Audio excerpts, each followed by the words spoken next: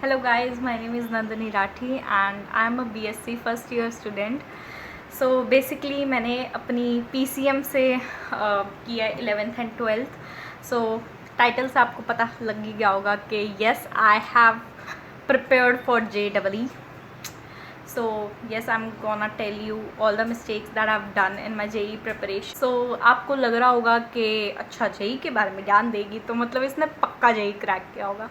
So नहीं, मैंने नहीं पास, मेरा कोई रैंक वगैरह कुछ नहीं आया. आपको ये भी लग रहा होगा कि अच्छा इसने फिर फेल होगी या रह गई होगी JEE में. सो गाइज नहीं, मैं थर्ड कैटेगरी में आती हूँ. मैंने एग्ज़ाम ही नहीं दिया. वाओ. सो गाइज इसके पीछे भी एक काइंड ऑफ स्टोरी है. येस, मैंने 1.5 ईयर्स JEE की प्रिपरेशन करी एंड बहुत शिद्दत से, बहुत दिल लगा के करी, तभी मैं आज ये वीडियो बना रही हूँ. सो येस, मेरे हेल्थ इश्यूज़ हो गए थे कुछ, so that's why I have to quit in between. And वो भी एक होल स्टोरी है, मतलब ऐसा भी नहीं है बट येस. सो अब हम पॉइंट पे आएंगे. मैंने क्या JEE से सीखा, मैंने क्या मिस्टेक्स करी. सो बेसिकली ये मेरी kind of not bad diary है. इस पर मैंने लिखा हुआ है मैंने क्या मिस्टेक्स करी. मैं ये आपको पढ़ के सुनाऊंगी. ये रहा गाइस, देखो ऐसा मैंने पूरा लिखा हुआ है. सो फर्स्ट पॉइंट था not taking information from right source. Okay, so इसे मैं एलैबोरेट करूँगी. मैंने क्या किया था, जैसे काफ़ी सारे यूट्यूब पे चैनल्स है, जैसे इक्लिप्स नोवा एंड एक समथिंग साउथ इंडियन बॉय, पता नहीं वो आई गेस IIT मद्रास से था. काफ़ी मतलब इतने ज़्यादा मैंने चैनल सब्सक्राइब कर दिए थे. मैं हर एक जने की वीडियो देखती थी. जैसे इक्लिप्स नोवा की होगी हाउ टू मेक नोट्स, उसके मैं पूरा हो जाती थी. फिर मैं 3-4 अलग चैनल से सेम वीडियो देखती थी, हाउ टू मेक नोट्स और JEE. ओके, एंड काफ़ी रैंडम वीडियोस, मतलब क्या करना है, ऐसे करना है JEE में, ये नहीं करना, ये मिस्टेक्स है हमारी, ये वो, मतलब बहुत ज़्यादा वीडियोस मैंने एक्सट्रीम कंटेंट कंज्यूम कर लिया था. मतलब जो दूसरों के फियर्स काइंड ऑफ होते थे ना, मतलब एक जना था जो मेंशन कर रहा था, येस मेरे को एग्जैक्टली याद नहीं आ रहा कौन था, उन्होंने मेंशन किया था कि मैं कोटा में था एंड उस टाइम पे, मतलब हाँ याद आ गया नेम बट मैं बोलूँगी नहीं.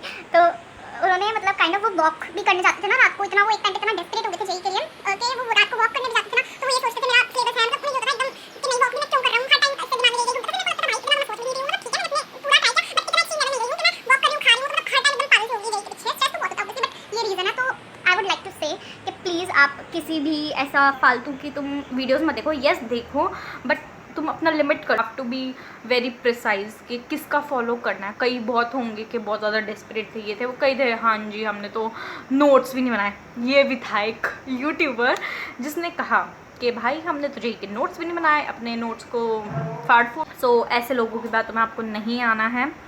एंड येस, आपको बहुत ही स्मार्टली अपना वो कंटेंट कंज्यूम करना है. एंड अगर मैं वीडियोस बनाती रही तो मैं शेयर जरूर करूँगी कि आप क्या देखें, किसका देखें. ऐसा नहीं मैं कमेंट करूँगी कि भाई मैं बहुत छोटी मोटी मेरे को स्टार्टिंग दी हुई है यूट्यूब की. And so yes, let's move on to the second point, not analysing test properly. So मैं इसमें क्या कहता. अच्छा, सो टेस्ट तो मैं देती थी एंड ऐसा नहीं था मेरे बहुत खराब मार्क्स आते थे. मैं 11th का मेन बता रही हूँ क्योंकि मैंने 11th बहुत अच्छे से करती, 12th मतलब मार्च से लेकर जून जुलाई तक मैंने करी थी. सो 11th में हमारे 2 टाइप के टेस्ट होते थे, JEE मेंस के भी एंड एडवांस के भी. सो मैं क्या करती थी, ठीक है मैं ले आती थी टेस्ट. कई बार तो बहुत मोटिवेटेड सा हो जाता, कई बार बहुत कम क्वेश्चंस गलत होते थे या जो भी एनालाइज करने वाले होते थे, एंड कई बार बहुत ज़्यादा मतलब ऐसा हो गया बहुत ख़राब टेस्ट गया. सो मैं उस टाइम पे नहीं करती थी एनालाइज, मतलब ठीक है देख लिया. पहले मैं क्या करती थी, मेरी हैबिट थी भाई, जैसे मैं आई, मेरा रूम पूरा ऐसा टेस्ट देने से पहले एकदम खिल रहा रहता था. सुबह मैं जल्दी उठ के ऐसा पूरा पढ़ती थी, ये वाला कंटेंट ऐसे ये करना है वो करना, पूरा मैं एकदम अच्छे से करती थी. बट फिर मैं अपना रूम तो समेट के नहीं जाती थी, तो बस आके टेस्ट से आके मैं कोई काम नहीं करती थी, अपना रूम समेटने में लग जाती थी भाई कि नहीं ऐसा नहीं चलेगा, मेरे को अपना करना पड़ेगा. बट हाँ, फिर नेक्स्ट डे आई गेस मैं लेके बैठ जाती थी अपना टेस्ट. तो मैं भी ऐसा करती थी, ठीक है अभी थोड़ा बहुत देख लिया, सॉल्व करा जितना होता है, मेरे से वापस निकाल के देखा क्वेश्चन, फिर थोड़ा रिग्रेट होता था भाई ये तो कर लेना चाहिए था, मतलब काश मैं ये वहाँ पे निकाल आती, बट स्टिल ओके. फिर हाँ, तो फिर मेरे को आदत थी कि वो ADHD अर्ज काइंड ऑफ थिंग जो चल रही है. सो फिर मैंने, जैसे मेरा केमिस्ट्री फेवरेट था, तो मैंने क्या किया, जैसे केमिस्ट्री पे गई, थोड़ा बहुत देखा, मतलब घर आने के बाद जब टेस्ट एनालाइज कर रही हूँ, मैंने देखा अच्छा ठीक है। फिर मैं जंप कर गई फिजिक्स पे, ऐसा फिर मेरे को लगा हाँ ठीक है। अब जो डिफ़िकल्ट क्वेश्चन है ना, जो थोड़ा ऐसे वाले हैं, तो वो मैं सोचती थी हाँ मतलब कर लूँगी एनालाइज। तो मेरा ऐसा क्या हुआ, ये मैं करती गई। तो एक टाइम ऐसा आ गया, मेरा इतना मोटा फोल्डर बन चुका था जिसमें मेरे थे अनएनालाइज टेस्ट। येस, मैंने करे टेस्ट, कई टेस्ट मैंने पूरे एनालाइज किए, बट कई टेस्ट मेरे हाफ से ज़्यादा मतलब ऐसे थे, मैंने हाफ ही एनालाइज किया एंड आधे तो पढ़े ही हैं भाई, क्वेश्चंस भी नहीं पता मेरे को, अच्छा ये आए थे। तो मेरा एंड में 11-12 तक आ गई मैं, जून जुलाई में मेरा ऐसा बंडल पड़ा था इतना मोटा कि अच्छा मैं कभी करूँगी एनालाइज, बट वो मेरे से नहीं हो पाया। तो मैंने, अब मैं आपको ये कहना चाहूँगी कि अगर आप अपना कभी टेस्ट एनालाइज करें तो प्लीज़ प्रॉपर अच्छे से पूरा सॉल्व करें एंड उसकी एक अलग डायरी मेंटेन करें। डायरी वाला सिस्टम भी मैंने लेट फॉलो किया था कि जो मेरे क्वेश्चंस गलत हुए हैं या मैंने जो मिस्टेक करी है तो वो मैं डायरी पे मतलब लिखती थी, बाद में आया था ये, बट आपको स्टार्टिंग से करना है एंड पूरा टेस्ट कम्प्लीटली एनालाइज करना है। थर्ड मिस्टेक ये थी नॉट अटेम्प्टिंग नोट्स प्रॉपरली या फिर not studying notes properly, but मैं स्टिल क्वेश्चंस अटेम्प्ट करने का ट्राई करती थी। जैसे अब मेरे को था, जैसे हम आए इंस्टी करा सब कुछ ओके, होमवर्क दिया तो मैंने बस एक बार पढ़ा जल्दी ठीक है, मतलब कई बार ऐसा ज़्यादा नहीं होता था ये, बट स्टिल मेरे को था भाई क्वेश्चंस अटेम्प्ट करूँगी मैं, मतलब नोट्स याद हो ना हो कोई बात नहीं, मतलब ट्राई करती थी मैं कर लूँ, बट स्टिल मेरे को था क्वेश्चंस पे जंप मारना मेरे को, फिर मैं अड़ती थी कंसेप्ट्स में, फिर मैं वापस नोट्स पे जाती थी, फिर मैं पढ़ती थी कि अच्छा ठीक है। फिर मेरे को रियलाइज़ हुआ कि नहीं, नोट्स एक बारी में ही अच्छे से पढ़ लो, मतलब रिवाइज डेली करो, बट स्टिल ऐसा नहीं है कि बस तुम क्वेश्चंस के चक्कर में जल्दी वो नोट्स अच्छे से ना करो। तो क्वेश्चंस कितनी जल्दी मत करो, नोट्स अच्छे से रट लो, फॉर्मूलाज वगैरह जो भी है, देन क्वेश्चंस पे आप जंप करो। मेरी फोर्थ मिस्टेक ये थी कि not giving myself clear task.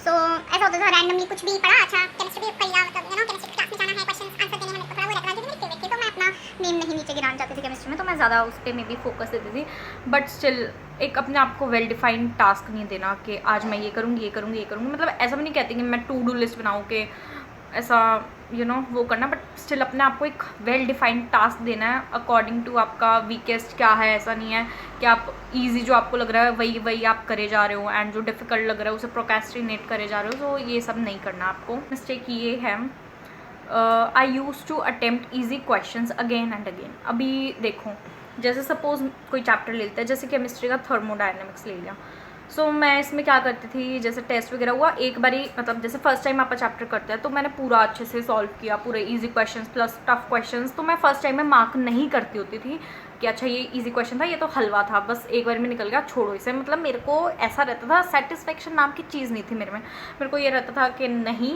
मैं जब तक 2-3 बारी ईजी प्लस टफ सारे क्वेश्चन नहीं कर लूँगी ना, पूरी बुक 2-3 बार नहीं कर लूँगी, मेरे मन को संतुष्टि होगी। बट स्टिल फिर मैंने रियलाइज़ किया नहीं भाई, हमारे पास टाइम नहीं है, लिटरली नहीं है, टाइम इतना नहीं होता, बहुत लेंदी लंबे चैप्टर्स होते हैं, सो अपने को करना पड़ता है। सो बस ऐसा करो, अगर आपको भी है कि नहीं मेरे को तो सारे ही सॉल्व करना है, सो आप इजी क्वेश्चन स्किप करो। जैसे आप 2 बारी पूरी अच्छे से बुक लगा लो, जैसे 120 क्वेश्चन है तो आप ट्राई करो, चलो ठीक है 2 बारी एटलीस्ट मेरी 120 क्वेश्चन लग जाए, बट जब आप नेक्स्ट टाइम करो तो आप ये करना कि जब आप सेकंड टाइम 120 क्वेश्चंस करो ना, तो आप उसमें सॉर्ट कर लो कि अच्छा, मैं ऐसे क्रॉस लगा देती थी बाद में कि ये वाला क्वेश्चन मैं नहीं करूँगी अब, सो मैं ऐसे क्रॉस लगाती थी इजी क्वेश्चन में, फिर मैं only difficult plus medium questions पे फोकस करती थी। मैं अपना इजी क्वेश्चंस पे बाद में ये मैंने अपना टाइम वेस्ट करना छोड़ दिया, बट ये मैंने मिस्टेक बहुत लंबे टाइम तक करी है, सो यस, ये आप ध्यान रखना। एंड मेरी नेक्स्ट मिस्टेक है मेकिंग शॉर्ट नोट्स, और इसमें आप सोचो कि भाई क्या, मतलब अब मेरी सुनो, इसमें मेकिंग शॉर्ट नोट, मैं अच्छे से शॉर्ट नोट्स बनाती थी, बट मेरे से एक बार में नहीं बनते थे।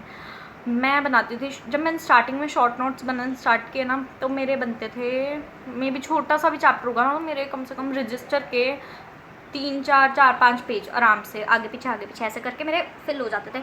मेरे को पता ही नहीं होता था भाई, मेरे को लगता था हर चीज़ इंपॉर्टेंट है, ये भी इंपॉर्टेंट है, बेसिक अगर रिवर्सिबल इरिवर्सिबल दिया तो मैं उसके जो मेरे को एग्जांपल्स नहीं याद हो रहे ना उसके, तो मैं वो भी लिखूंगी, बट उसकी नीड नहीं थी, क्योंकि रिवर्सिबल इरिवर्सिबल नहीं इतना कोई पूछना है तो उसकी नीड नहीं, मेरे को करने में बहुत लगता था, तो मैं 2-3 बारी लेजिट 2-3-4 बारी अपने ऐसे करके चैप्टर्स के शॉर्ट नोट्स देखे भाई, फिर को लगा इसमें राइटिंग नहीं अच्छी, फाड़ो इसमें क्या बोलते हैं बहुत लेंदी हो गया, फाड़ो नहीं। तो मतलब मेरा आधा टाइम तो शॉर्ट नोट्स बनाने में ही मतलब कई बार ही चला जाता था कि यार शॉर्ट नोट्स सही करो, ऐसे ऐसे करो। तो ये मिस्टेक मत करना, अपने शॉर्ट नोट्स बहुत ही प्रिसाइज रखना। अगर आप कहीं से टेलीग्राम वगैरह से हेल्प भी लेते हो कि अच्छा शॉर्ट नोट्स हम यहाँ से देख के बनाएंगे, तो अपने सेल्फ मेड बनाना, वही बेनिफिट करते साथ, दूसरों का मत कॉपी करना। एंड ट्राई करना कि मतलब प्रिसाइज रखो, एकदम कुछ भी फालतू नहीं डालना। And yes, as I told you guys earlier कि मेरे को सेटिस्फेक्शन नहीं होती, मतलब ऐसे 2-3 बार जब तक अच्छे से ना कर लो उसके बाद भी मैं कर सकती हूँ, ऐसा वो वाला सीन था। बट स्टिल सो मेरा next point kind of satisfaction से रिलेटेड है। तो मेरे को क्या होता था, मेरी ये बहुत वो आदत सी रहती थी कि मेरे को चाहिए रिसोर्सेज, मेरे पास कुछ छूटना नहीं चाहिए, मेरे पास ऐसा नहीं होना चाहिए कि ये चैप्टर मैं पर्टिकुलर चैप्टर कर रही हूँ तो इसका मेरे को ये होता था बस कहीं से भी क्वेश्चन आ जाए मेरे को आना चाहिए।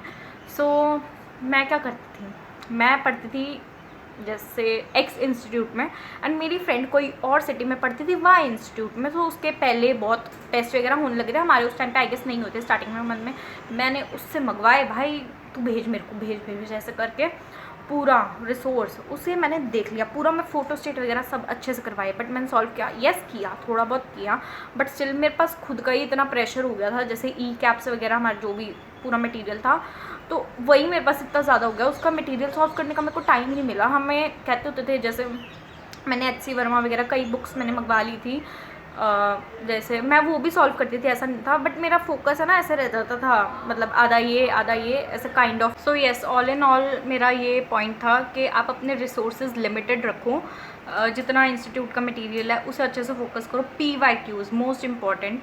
अभी ये नहीं मैटर करता कि अगर आप लास्ट के 5-6 मंथ्स में या 3-4 मंथ्स में PYQs करोगे, नहीं, आप स्टार्टिंग 11th में भी 11th के PYQs करो। एंड जो एच.सी. वर्मा वगैरह वो एडवांस वाले टाइम पे आप ज़्यादा करो। एंड जो नेक्स्ट मिस्टेक है मेरी, वो मैंने एडवांस वाले टेस्ट में करी थी। जैसे अब होता था एडवांस वाले टेस्ट में बच्चे होते थे काफ़ी सारे हमारे, जैसे बैठते होते थे टेस्ट वगैरह देने, तो कई बच्चे होते थे, टफ़ होता था ऑब्वियसली टेस्ट, एंड 6 आवर्स, अब कौन ही बैठ सकता है। तो उसमें क्या होता था, बच्चे चले जाते थे पहले ही, टेस्ट होने से पहले ही। तो 1-2 बार तो हुआ कि चल ठीक है जल्दी कर लिया, मतलब अब नहीं हो रहा ना, तो मैं ऐसा ज़्यादा एफर्ट नहीं डालती थी कि मैं और ट्राई करती हूँ सॉल्व। मेरा दिमाग ख़राब हो जाता था कि भाई इतना डिफ़िकल्ट कैसे हो सकता है कोई। तो फिर मतलब मैं ऐसे, बच्चे जा रहे होते थे, लास्ट में 2-4 बच गए, तो फिर मैंने सोचा चलो चलते अब छोड़ो। और फिर मेरे को बाद में रियलाइज़ हुआ कि नहीं, जब मेरे से घर आके क्वेश्चन सॉल्व होने लगे, फिर मेरे को रियलाइज़ हुआ नहीं, किसी को देख के ऐसे उठ के नहीं चले जाना जैसे वो लोग जा रहे हैं। तुम अपना एफर्ट डालो, जब तक तुम्हारे से सॉल्व नहीं हो रहा अपना पूरा, मतलब तुम्हें कुछ नहीं भी आना ना, एटलीस्ट सिट फॉर 6 आवर्स, तुम्हें कुछ ना कुछ तो क्लिक होगा, मतलब रैंडमली तुम हो सकता है, मतलब क्लिक कुछ ना कुछ याद आएगा या ऐसा। तो पूरा 6 आवर्स आपको बैठना है टेस्ट के। सो येस, मेरी नेक्स्ट मिस्टेक ये है कि बच्चे कहते हैं ज़्यादातर कि आप 13 आवर्स पढ़ो, 16 आवर्स करो, 20, मतलब इतना लिमिट दे देते हैं, बट ऐसा नहीं होता। मैंने ट्राई किया था, मैंने अपने आप पे एक्सपेरिमेंट किया था, मैंने पूरा 13 आवर्स का वो किया था कि मैं 2 दिन पढ़ी थी आई गेस 13 आवर्स, कि ट्राई करते हैं चलो ऐसा क्या है, बट मैंने ट्राई किया। बट ट्रस्ट मी गाइज, इतनी प्रोडक्टिविटी नहीं होती 13 आवर्स में, जितनी आप 8 या 10 आवर्स कर लो। स्टार्टिंग में तो ऑब्वियसली 4 या 6 आवर्स होते हैं, फिर बाद में टाइम अपना 8 से 10 ऐसे हो सकता है। बट आप इतना वो मत सेट करो 13 आवर्स, अभी एंड टाइम पे मे बी होना पड़ जाए, बट ऐसा मैंने बीच में किया था, बट मेरी प्रोडक्टिविटी इतनी नहीं रही। सो वो आप अपना मैनेज करके चलना। एंड नेक्स्ट, अपनी स्लीप साइकिल जो होती है, ऐसा नहीं है कि कॉम्प्रोमाइज़ कर दिया कि मतलब एटलीस्ट मेरे लिए जो बेस्ट वर्क किया था वो था 6 आवर्स ऑफ स्लीप, 6 से 7 hours of sleep plus power naps in between. तो मतलब 1-2 पावर नैप्स ले लिया, और फिर मतलब 6 आवर्स तो एटलीस्ट लेनी है, ऐसा नहीं है 4-5 पे आ जाओ बिल्कुल ही, या बहुत ज़्यादा एक्सटेंड करो 9-10 नहीं, 6-7 पे रहूँ, देन पावर नैप्स भी लो हाफ आवर के। तो ये बहुत बेनिफिशियल रहता है। एंड येस, ज़्यादा बातों में नहीं आना। And yes, that's it for my video guys, so I hope you'll like it, and please like, share, subscribe. Okay, bye, tada.